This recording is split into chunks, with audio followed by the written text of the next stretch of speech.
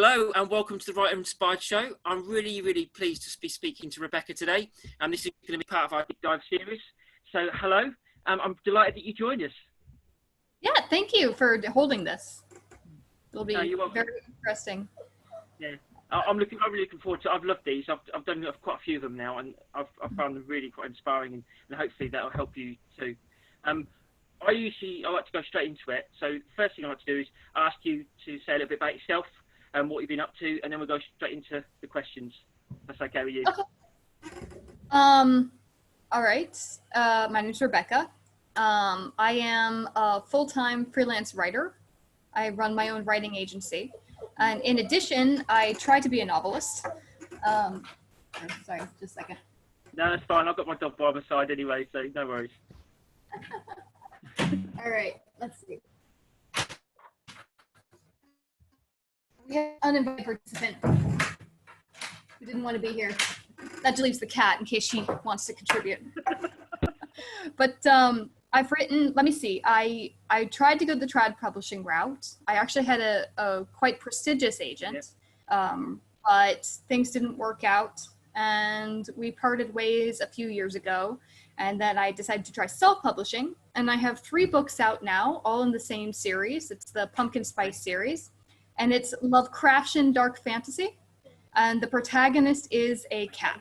I don't know if you're Lovecraft loved cats, so they're actually a very natural part of the mythos.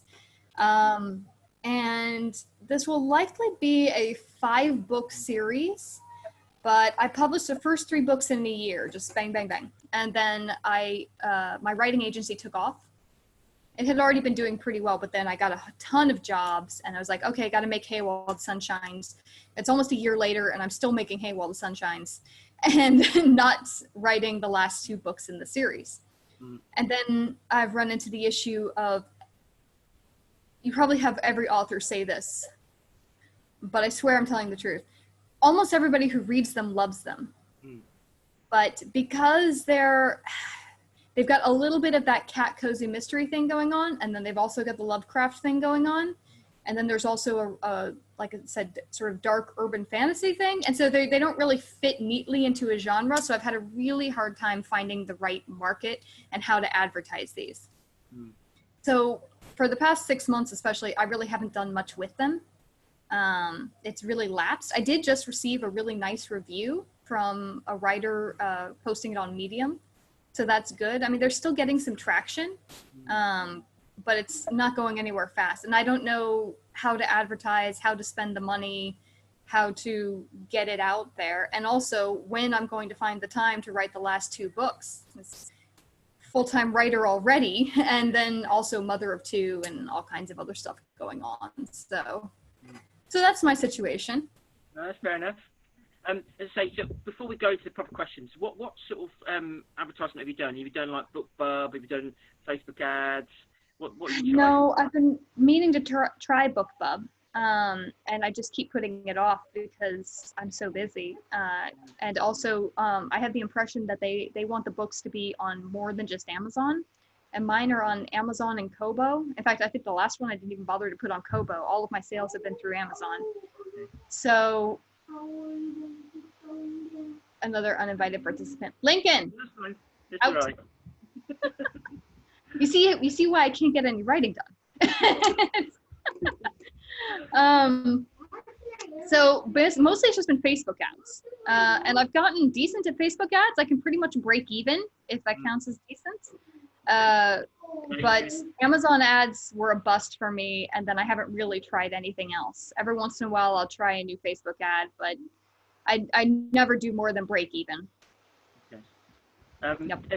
With Facebook ads as well, you've got a website and stuff. If you use the pixels and stuff. I do have a website. I don't really update it very much.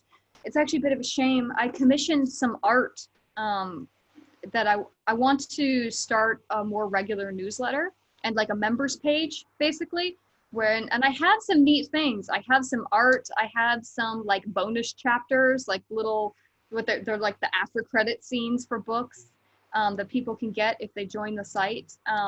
And I really need to like pull it all together. I need to put the members page together and set it up with a password and then email people, and there just hasn't been time. No, fair enough.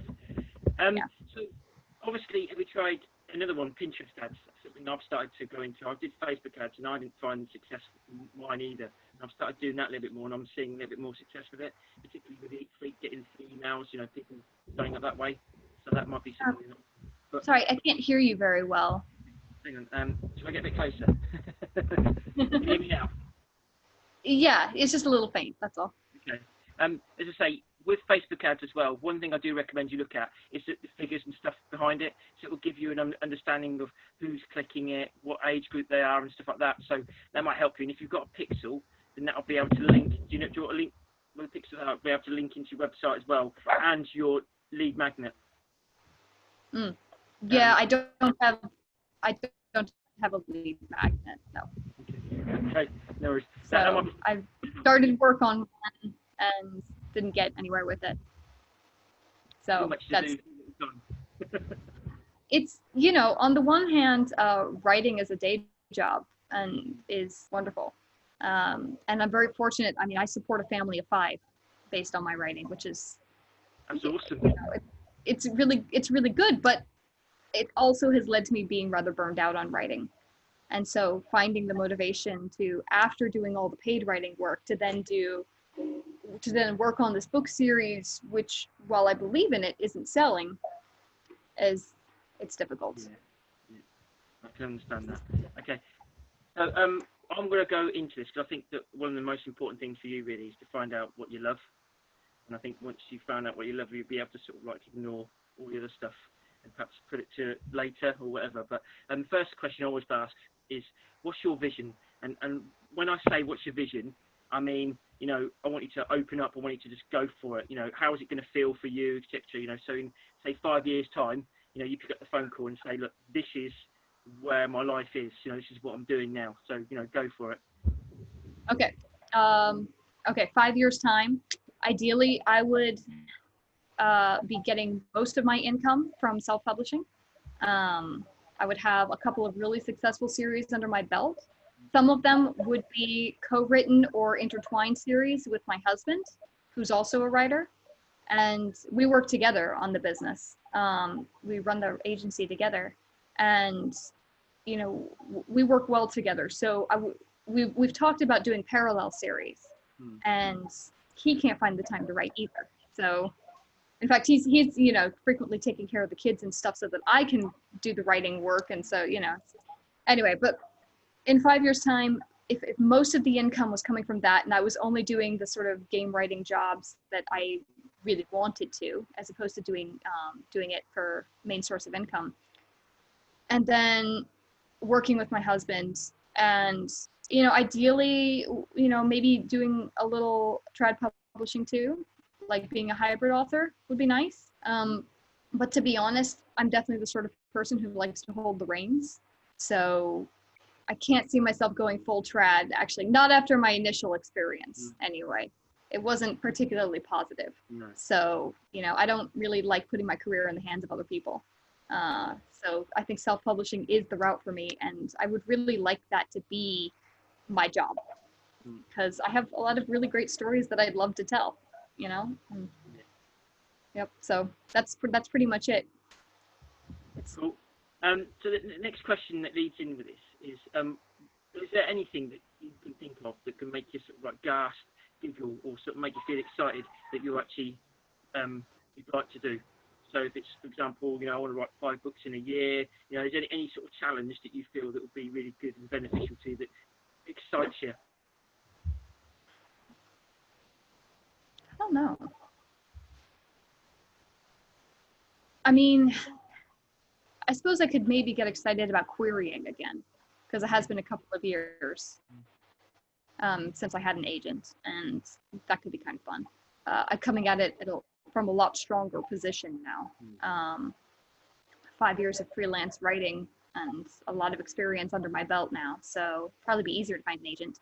I would be really excited about finishing up this series, but I don't know if that's like a, it's more like a, finally. It's not that I'm not excited about the story. I hate to sound mercenary, but I do get excited by money. And and the fact that it's not selling, and I can't ever quite figure out what my approach should be. Should it be, okay, buckle down, finish the series, then market the hell out of it, really put some money behind it? Or should I market the hell out of it now so that I'm much more motivated to carve out the time to finish the series? Yeah. Because as I've said, it's really hard when I have a lot of paying writing work, and it's fun stuff too. I write mostly for games, you know, so it's not all dull and dreary and I escape into, you know, my fantasy novels. It's very creatively intense and fulfilling in its own way. And it's paid. So it's really hard to say, okay, no, I'm going to shunt that aside for an hour and just work on my own stuff, which is sort of feels just like treading water. But I do like the story. I would love to see it out there. And I'm determined to finish it at some point, because I actually quite believe in this particular story and the universe, the Lovecraft influenced universe that it's set in. And I want, the characters deserve to see it finished, if that makes sense. Yeah. What would happen if you did it now? If that was the thing that you focused on? If I did it now, if I finished it now? Yeah. It would be a big relief. I would feel that I definitely accomplished something. It was a big deal for me to put out the first book, because even though I had been writing for quite some time and had finished several books, this was the first one that other people could actually read. The others had all just circulated amongst, you know, various publishers, and nobody ever got to see them. So it was a huge thrill for me to publish my first book and to like hear from like my dad. It's like, oh, my friend at the office read the book and she loved it. You know, that was a big deal. Yeah. And then I feel like finishing the series and completing a series would kind of be a similar thrill of like, look, it's complete now. It's not unfinished. I did the thing. I can say you can read my complete series on Amazon or whatever. So that would be good. It's just that hasn't been enough motivation until recently, because now I'm looking at the calendar and I'm like, it's been a year. It's been a year since the last book, or almost a year since the last book came out. What are you doing, Becky? You gotta, okay, you can't use freelancing as an excuse forever. Yeah. What I can get from this is that you're torn between wanting to do something you enjoy and also the practicality of life. And you want to do what's best for your family as well, but you know, you said you're torn. So the question I want to sort of flip really is, if your best friend was going, look, talking to you about this, what advice would you give them? Gosh, I don't know. It would depend on the friend. But I can see going one of two routes. I can see saying to the friend, look, put some money behind it, get it on BookBub, you know, get it out there. And if it starts getting readers, then you'll feel more motivated to finish it. And if it doesn't get more readers, then maybe it just wasn't meant to be and you should try something else. But I could also see saying to a friend, you know, finish the series because you'll feel better. You'll feel like you accomplished something, and then it doesn't matter. So I can see both approaches. I'm just not sure which one's for me. No, fair enough. See, so that's where you're still stuck with that. Okay, cool.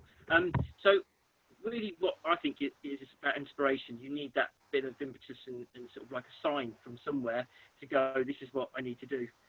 Would that be a good sort of like, yeah, okay. This is what I would do if I was in your position. You know, I'm not, you know, an author that's sold loads, hundreds of books, but I know people's mentality and people's brain, and also I've written 8 or 9 books myself, and I know what it's like sometimes to just feel, okay, completely everyone, where do I go? I need something to think. So this is what I would personally do. I would personally look at building your email list, getting your lead magnet set up, and talking to them, whether it's once a week or once a month, and finding your audience to talk to as well, because you'll find that they'll start giving you information and a sign of what path to take. Because as you say, a lot of people love your book, and they love your books and what you've done. Then that'll give you that inspiration to keep going. Does that make sense?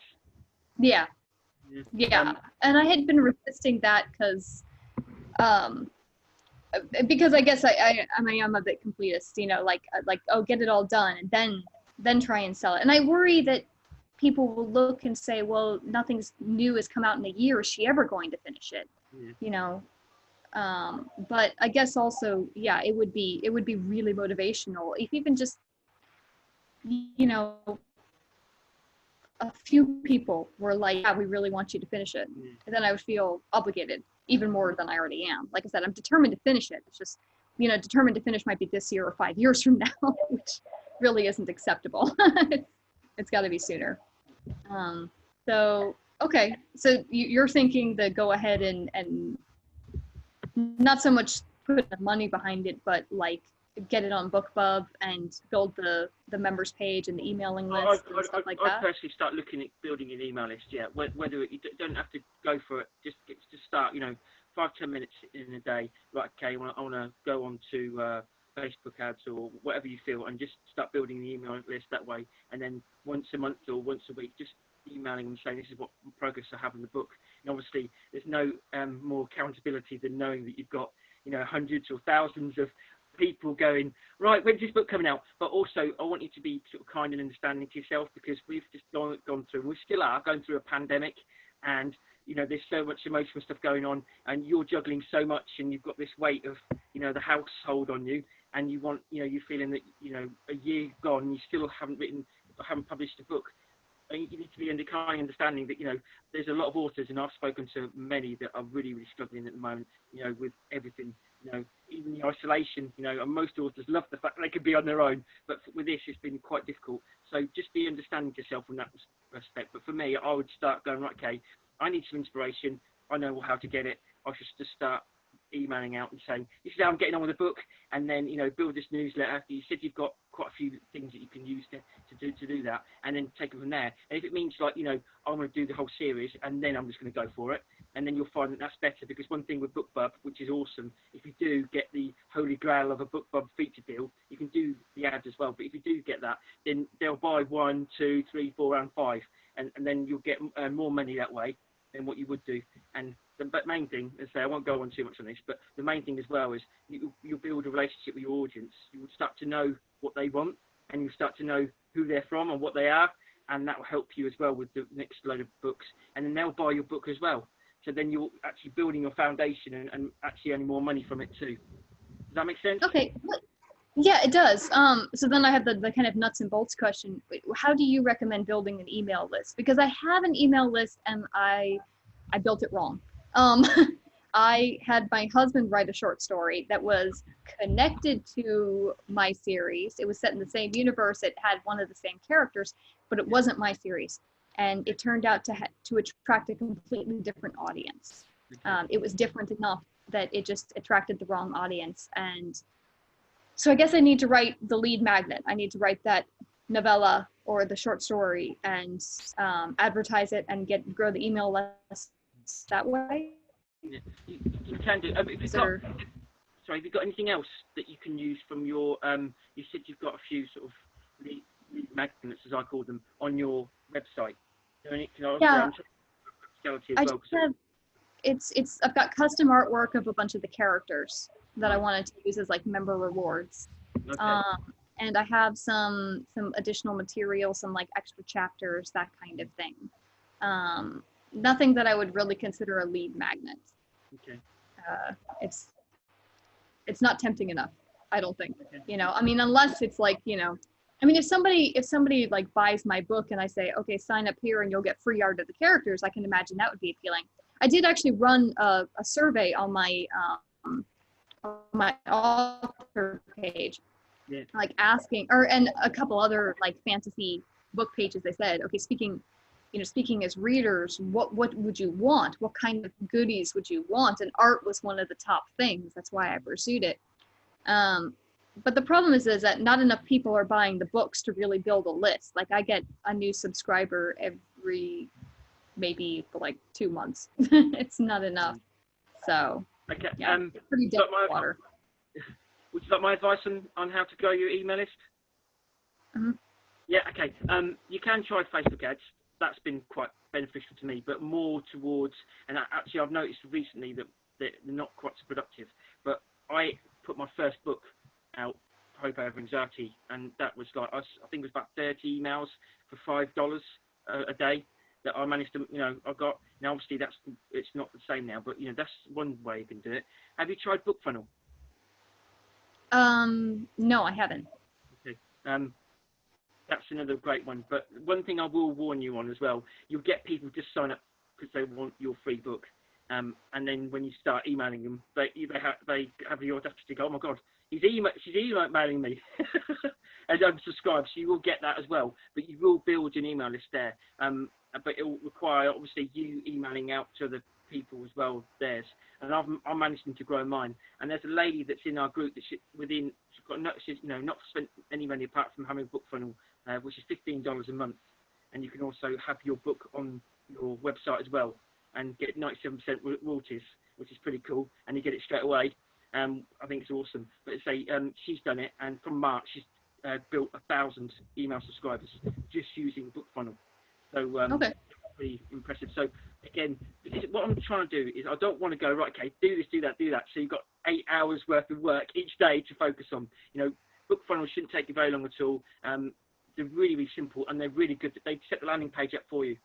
So what they do is they'll have sort of like between 14, I think 36 different emails, e-books, sorry, when I've done them, and people choose which one they do, and then it goes over to you. But obviously you've got to email to your group as well, and that just, you build it that way. And you say it takes time. You've got to need to set up your automated service. Could be just one email. Again, this is only got 5-10 minutes to set that. Say hello, this is what I'm about, and then just take it from there and just find time each week. Whether it's once a week or once a month, but make sure it's like on the 30th, so they know that your newsletter's coming. And then take it from there. You'll start to build that relationship, and then you'll find that more and more. I made a massive mistake about 6 months ago, and I just stopped completely sending my newsletter out. And I went from 40% click open rates to 11%, and I managed to get it up to 74%. During the pandemic, it's dropped back down a bit now, but that's just by sending it out and getting that relationship. So that's what I recommend you do. $15 sign up. It's a medium range one, 5,000 downloads maximum a month. There is going to be, and I haven't revealed this yet, but in the group it looks like we're going to be probably having somebody from Book Funnel coming on, which will be able to talk you through a lot more of the stuff they do. Audio book stuff that they have as well. I think Book Funnel is awesome. It's probably the best app that you can use as a author. But that's what I would recommend you do. Okay. Yeah, sounds like a plan. Yeah, and they'll give you that inspiration, and that's what I really want to help you with, if I'm honest. Yeah, I've been sort of overwhelmed in general by the options, and pretty confused. It's a bit disappointing actually, because I quite like the business side of writing in terms of my business, and so I thought I can totally handle the self-publishing, the marketing, all of that. No, I'm terrible at it. Somehow it's not the same thing. I don't understand why, but it's actually quite different from advertising yourself as a game writer to advertising yourself as a novelist, for competition for one thing. So like any simple directives like that are perfect. Much appreciated. Go do funnel, can do. One of the big things about Runoff as well is that we have so much available information now. So you can do Book Funnel, you can do Amazon ads, you can do this, you can do that, and people just go, oh my God, I don't know what to do. What I would recommend for you is, what do you love the most? What's the one channel that you love the most to do, and go, right, okay, I'm going to learn it, I'm going to get to know it, and I'm going to do it. And that's what I recommend, because if you allow yourself to, and I do say this, the shiny sort of like, gold thing syndrome, and people go, oh, I'll go for that, that's the next shiny thing I want to go for. Just focus on one thing and don't get distracted with it, because I have so many authors that get burnt out because they try everything and they feel that they have to, because that's the way forward. It's not. Honestly, it's better to be a master of one and really know it and do well with it than trying to do 3 or 4 different ones, because you end up burning yourself out. And also, if once you get to the point where you become a master of it, it can run itself, and then you can move on to something else if that's what you want to do. Okay. Well, I do have I do have an author page on Facebook that has a fair number of followers, and anytime I post anything, I do get likes and stuff. So maybe I should lean into that and then work on Book Funnel and the email list, and just leave it at that. Not worry about anything else. Yeah, fair enough. I agree with that. And then do you think that a short story or novella would be best as a lead magnet, or should I just put up the whole first book? My books are fairly short. They're between 50 and 60,000 words. Yeah. They're kind of. the first book if you want. As I say, you've got so many options, and obviously one of the things to say about art, and if you don't want to do that, that's fine. But honestly, try the first book, and then you straight away you're getting people into it, and then obviously going down the line, are you exclusive to Amazon? I know you said that you've got it on Kobo and stuff as well, but are you definitely exclusive to Amazon, or are you thinking of going wide? Sorry, I didn't catch that last bit. Sorry, are you exclusive to Amazon, or are you wide? No, theoretically I'm wide, but because I'm not on Kindle Select or Kindle Unlimited, but I have actually not put up my books on iBooks or Google Play or anything like that. I keep meaning to, and it's just one more thing that gets shoved to the back burner.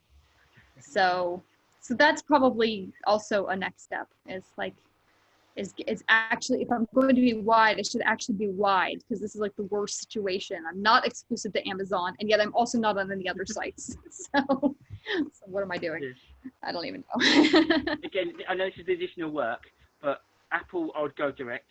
Kobo, I'd go direct, and I think you've already done that already. So those two, I'd go direct, and then I'd go between Draft to Digital and Publisher Drive. Although Publisher Drive, I think, now charge a monthly fee. In the past, it was 10%. So maybe looking more about Draft to Digital. But Publisher Drive is pretty good as well, because it goes out into China and stuff.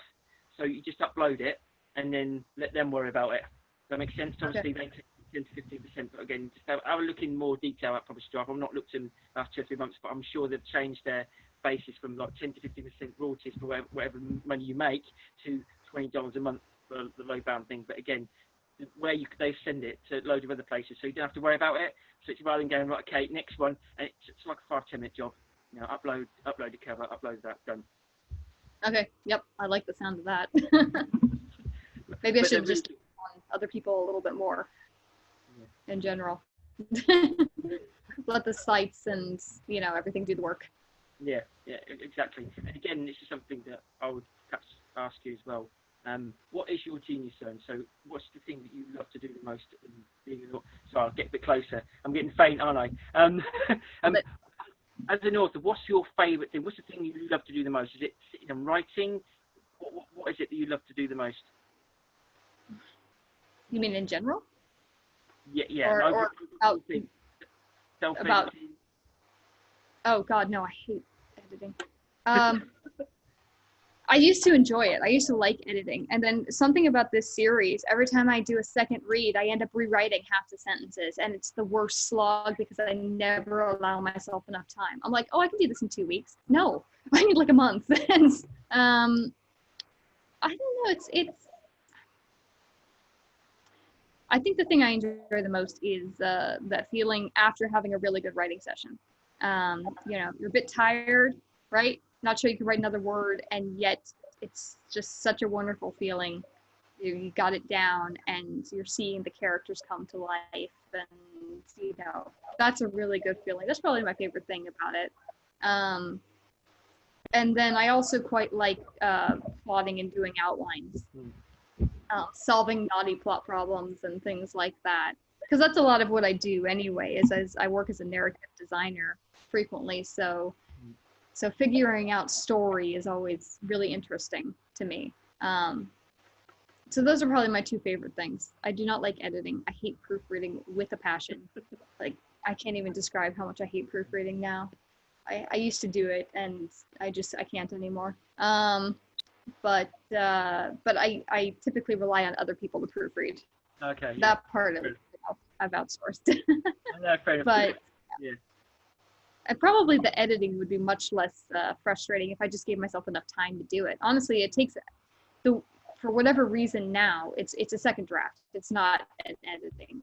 It's a rewrite. And so I really should give myself as much time to do the second draft as I do the first. Because I can write the first pretty quickly, actually. Not by indie author standards.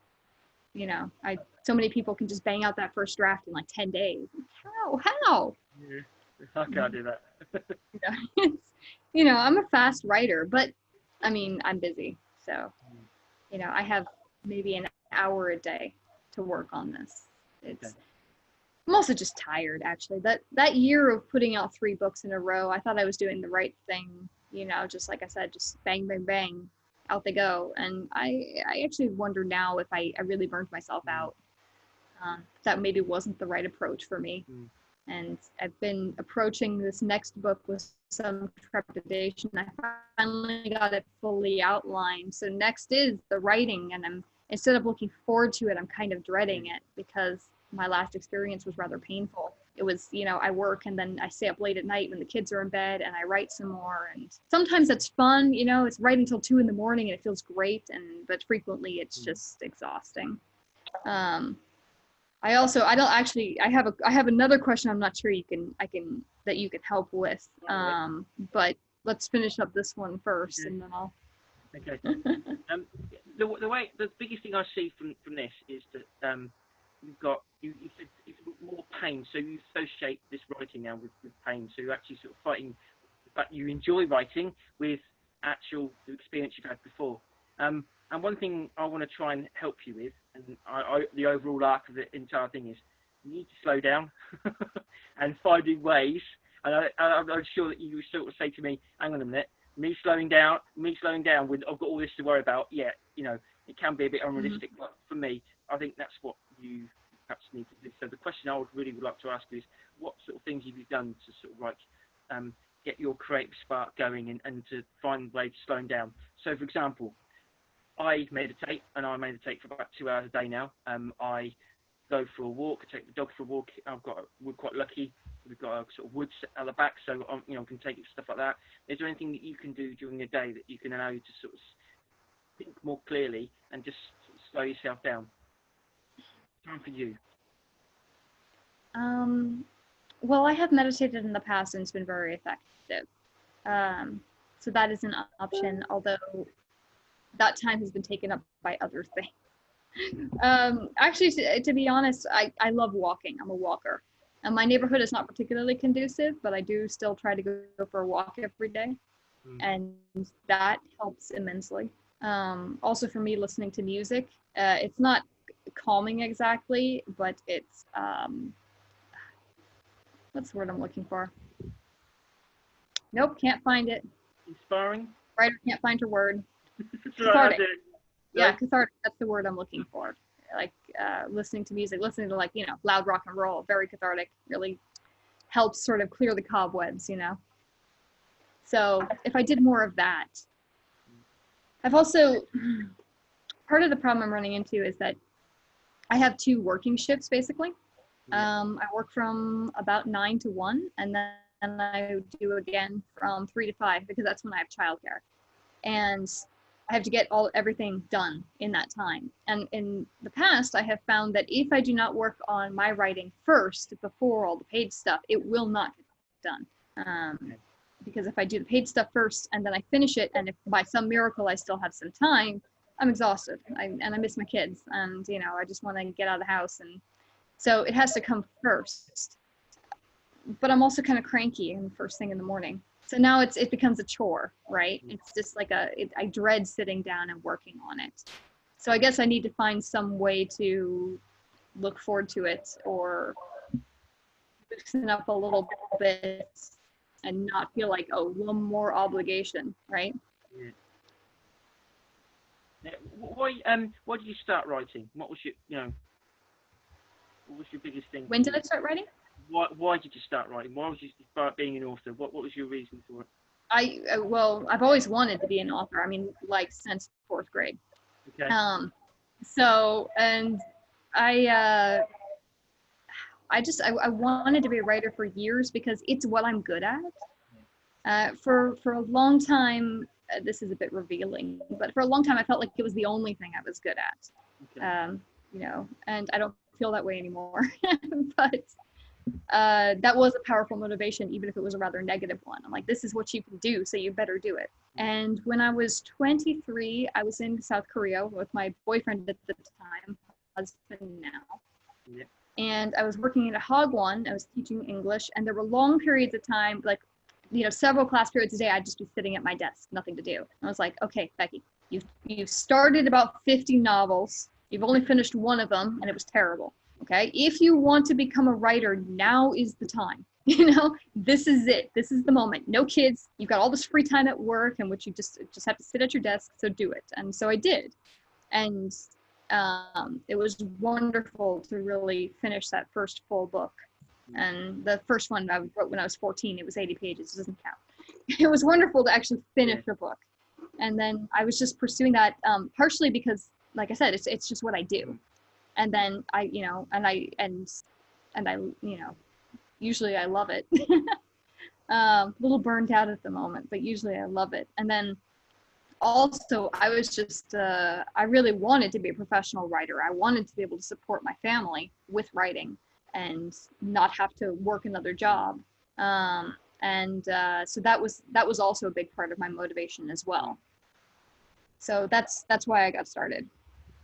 Right. Wanted to accomplish something. It's what I do. It's what I've always done. It's what I love. And then also there was pretty strongly the motivation to be a pro writer. Cool. Awesome. The question is all part of this, if I'm honest.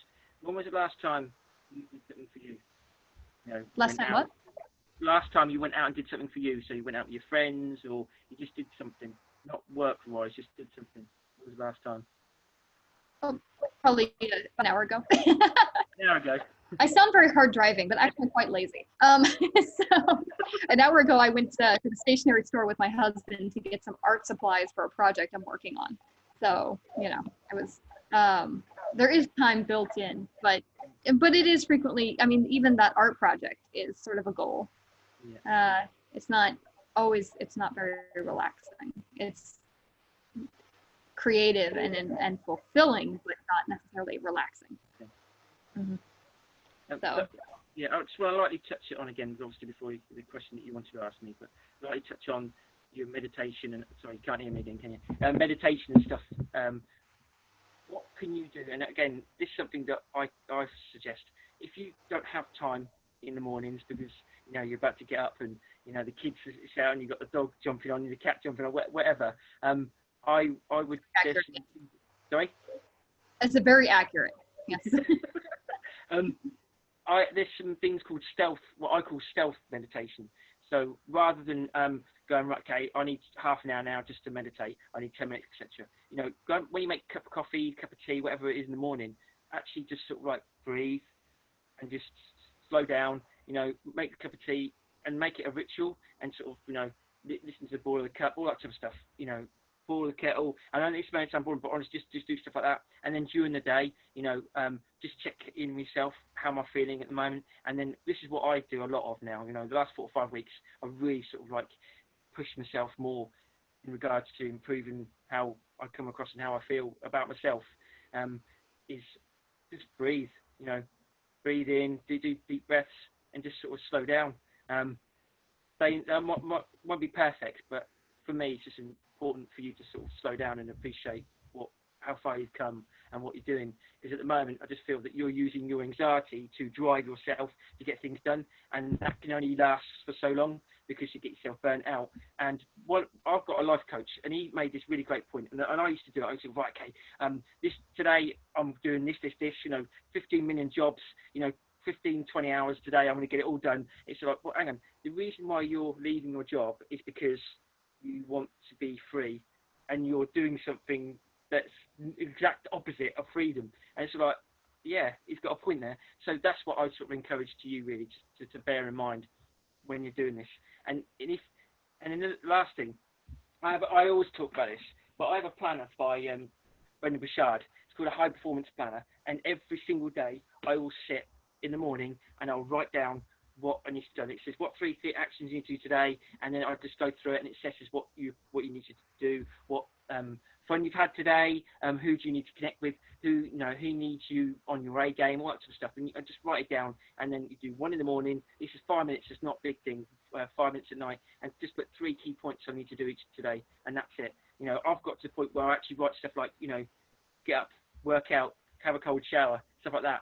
Just to tick it off and know that I've got it done. So that's what I recommend you do. So you might have that already. You might have some sort of thing, but for me, that might be something just to prioritize stuff. And if stuff doesn't really resonate with you, perhaps cut it off.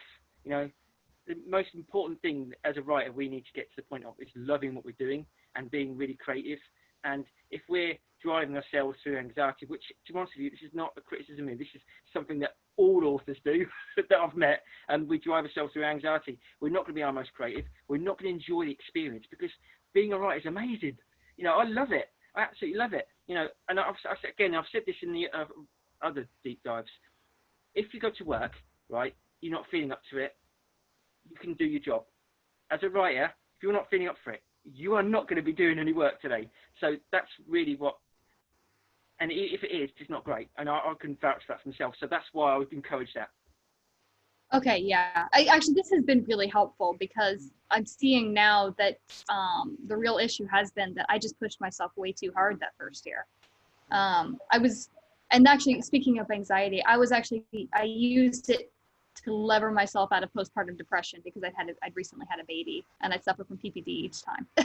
And so I used the excitement of publishing to get myself out of depression. But then I just pushed it way too hard, and I got too tired. And I'd already spent several years working working as a teacher and doing freelance writing. So I was just exhausted. And now actually I'm feeling less anxious, but you're right, anxiety has usually been the driving force. And so now that I'm less anxious, I'm not feeling the drive, but at the same time, I've got this kind of like, I mean, obviously not literally, but sort of PTSD about the whole experience of writing books. So I've got to find a way to, like you said, to slow down and remember that it's fun. Yeah. Remember that it should be fun, and that's why I'm doing this. Not just to tick things off on the life goal list. Yeah, exactly. Because Yep. for me, it becomes pointless then. If you're going to, go for a goal, I'm going to be happy when it reaches a goal. Then what's the point? You can feel it within. All of it comes within, and that's what I would sort of go to. And again, anxiety and whatever. If you find something that you love, you don't need that drive because you have it. You find the energy as well because you love it.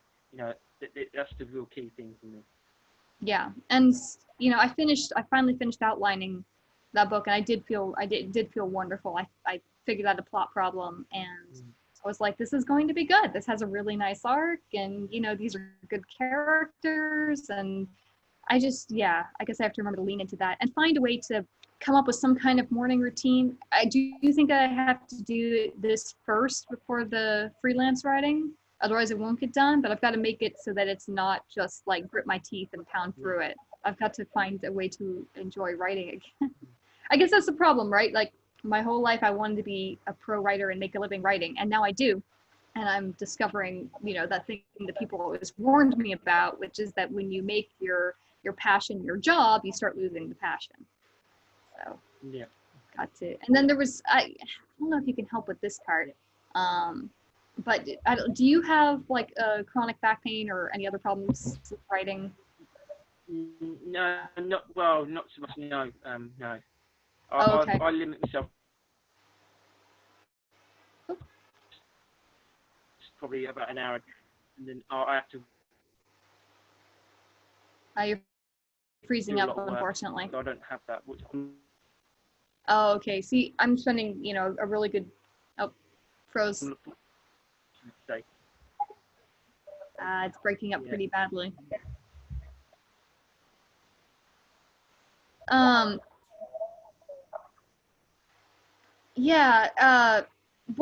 of the really big demotivating factors for me is that I have chronic back pain, and I finally did some things about it. Like I've adjusted my work environment to be more ergonomic, and it has gotten better, but there is still this feeling of it's not just time, it's also pain.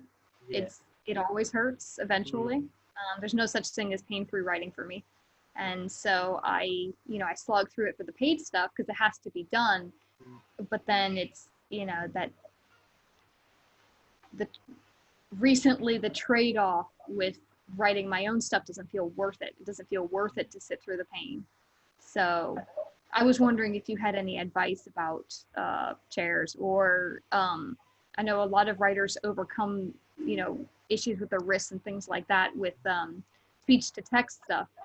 And I found that didn't really worked for me, but maybe I wasn't using the right programs. But if it's not something that you deal with, then you probably don't have any specific tips. Yeah. Not so much. My wife gets a lot of back pain.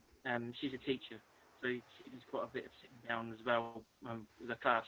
I give her a lot of massages across the back, where she's done the base, where she gets a lot of the discomfort, if I'm honest with you. And I'm not too sure, but there's a book by Joanna Penn, I believe, the healthy writer, that might have some information in it, because she did it with a doctor. And I think they were talking about health tips and lots of stuff. So there might be some information in there, Okay. just have a look and have a look, because obviously a lot of us authors struggle with stuff like that. What software did you use with the speech to? Which one? What? Did you use Dragon software with a speech to text? I think I tried that, and I tried the iPhone version, and then I've also tried the Mac program. And I found that just for simple, actually it worked better for the freelance stuff, because like simple scripts and things like that, it wasn't bad. But as soon as I tried, do you read Lovecraft at all? No. Okay. Very, very, very purple prose, like very elevated vocabulary. And mine isn't quite that bad, but there is a little bit of that flavor. So I use quite a lot of uncommon words, and with speech to text, like then it's just jumbled. Like it doesn't know what I'm talking about. So if it's not like basic speech, it didn't seem to work very well. But I've also heard people say that they really had to train it, especially with the Dragon. Yeah, So maybe I should give it another shot. Yeah, I'll definitely check out that Healthy Writer book, though. That sounds quite good. Yeah. Hopefully that it's got something on it, but I know that Joanna Penn was talking quite a bit about it, so that's sort of logged in my brain. About the health, about sitting down. And I think one of the things you started doing is standing up when she's writing, memory serves me right. And I think Mark Dawson started doing similar to help him. We spend so many hours sitting down that we have this, we do get that issue. Yeah, I tried the standing, and it didn't seem to help particularly a lot. What helped most was getting a big screen, and then here, this is my secret writing tool. That's cool. And they help immensely with back support. Oh, fair play. Yeah, brilliant. Awesome. So we'll do what works, right? Yeah, absolutely. So, is there any more questions you've got for me before we wrap up? I don't think so. It actually seems pretty clear. Externally work on book funnel and start trying to get that email list together so that there's that motivation. And then internally, it's kind of remember why I'm doing this. I swear there was a time when I really enjoyed writing, when it was a huge relief to go to a coffee shop for a few hours and work on a book, and very fulfilling and relaxing. So I think I need to get back in touch with that. I need to find some way to make that time special again, not just another tick on the to-do list. Yeah. It might be a case of sort of, why do you write, and just write down why you love to write, and just sort of like go and do that every so often. Just journal it down. Even if it's like 3 or 4, words. Just put it down to inspire yourself. But say the biggest thing I feel that is that you've got resistance now against you writing. So each time you're sitting down, you're having to jump over a huge wall just to get that writing, and that spends a lot of energy before you've even started, because you associate the pain, and that's what you've got to get to remove. You've got to remove that feeling of it's painful to write. Pain and exhaustion, and working double shifts basically. It doesn't have to be like that.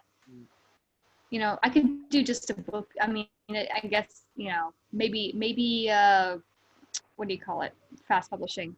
There's a specific term that I am currently forgetting. Maybe just the indie author schedule of 4 books a year isn't going to work for me. No. Not while I'm doing the freelance stuff. Maybe it's 1 or 2 books a year. I can get a book done in 6 months without killing myself. And that was the big thing, was that doing 3 books in a year, I was just dying. I wasn't getting enough sleep, felt horrible. So different approach. Yeah, honestly, there's some people say, oh, you can write, a book every 2 or 3 months, and that's cool, but it's got to be what you love to do. And I had a conversation with Adam Croft a couple of years back, and he says my book will come out when it's ready. I'm not one that will worry about being prolific, you know. And to be fair, his books are really, really good. So you know that's great. You know, I'm humming before because I used to do get loads of books out, but I think quality is a lot more important, if I'm honest. You know, I know the algorithm has got to get 6 months to a book, but as long as you love it, and that's the most important thing. You know, there's no point in trying to force something and do something. If I don't love it, it's just not going to happen. So yep. Okay. Thank you very much. I've really enjoyed today. Say apologies for the dog barking in the background while we're talking, but I didn't even hear. So he was barking at the birds. That's fine. We just got funny. You didn't hear it. Nope. It probably wouldn't have even registered. I mean, I've got 2 barky dogs and 2 children, and so noise is my life. Okay, thank you. Is there anything else you'd like to add before we finish? No, except that this was actually really helpful. More helpful than I expected. And it's not that I approached with low expectations. It's that you were really great. Well, thank you. I mean that. Say I want to help people. And that's thank you so much. You're welcome. And I'll get a real big kick to the thing that I can help you. And to say, you're part of the group as well, so happy to hear how you've been getting on with it. And if you need any more advice and stuff, or just need to figure a few things out yourself, which is basically what I try to do during this, then great. And I've really enjoyed it. And thank you very much for spending the time talking to me and being open and honest about your challenges. Oh, yeah. Well, thanks for doing this. Yeah, you're welcome. Thank you. Take care. You too. Bye.